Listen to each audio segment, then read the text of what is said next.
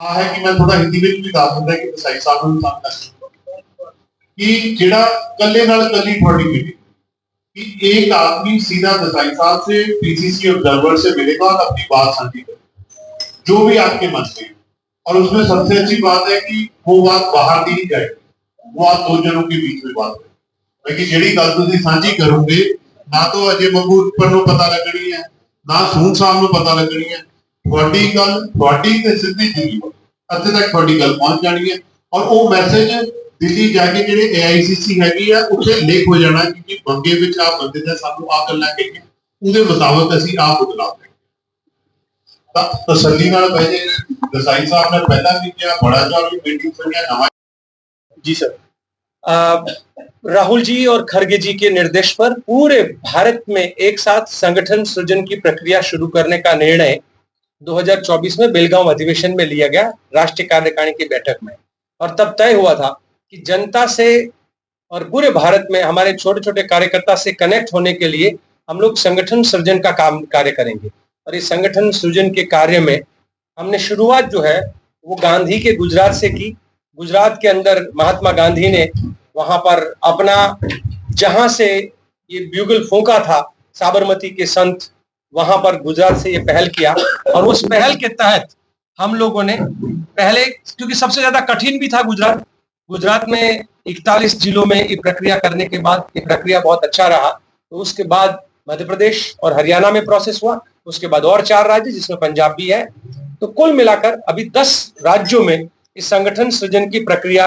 हम लोग कर रहे हैं, जिसमें कार्यकर्ता तय करता है कि अपने जिले का प्रधान कौन होगा। सो कार्यकर्ता को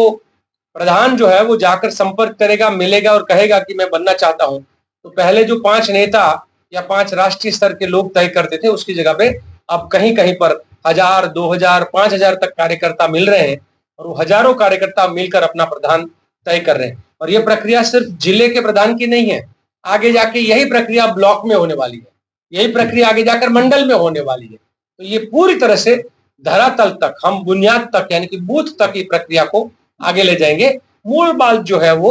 एक तरफ संघी भाजपी है, वो हर चीज को सेंट्रलाइज करना चाहते हैं, और कांग्रेस पार्टी की विचारधारा है हर बात को सत्ता और संपत्ति के अधिकार को विकेंद्रित करने का जो कार्य है ये इसी संगठन सृजन में हम लोग कर रहे हैं। ਤੁਸੀਂ ਅਨਾਉਂਸ ਕੀਤਾ ਸੀਗਾ ਕਿ ਜਿਹੜੇ ਰਾਸ਼ਟਰੀ ਗਾਇਨ ਆ ਉਹ ਉੱਥੇ नहीं ਹੁੰਦਾ जिथे शाखा लगती है। देखिए, मैं पंजाबी, आपने सवाल पंजाबी में पूछा पर समझ चुका हूं। मैं इतना ही कहूंगा कि और देश भर में मैं कहता हूं कि भारत में रहने वाले को भारत का राष्ट्रगान गाना चाहिए, क्योंकि वो हमारा सर्वोपरि गाना है। अपनी शाखाओं में राष्ट्रगान की जगह पर सदा वत्सले गाएंगे तो ये भारत माँ के साथ गद्दारी है। भारत में रहने वाले को भारत का जो राष्ट्रीय ध्वज है तिरंगा, उसको फहराना चाहिए, ना कोई एक रंगा ना तिरंगा,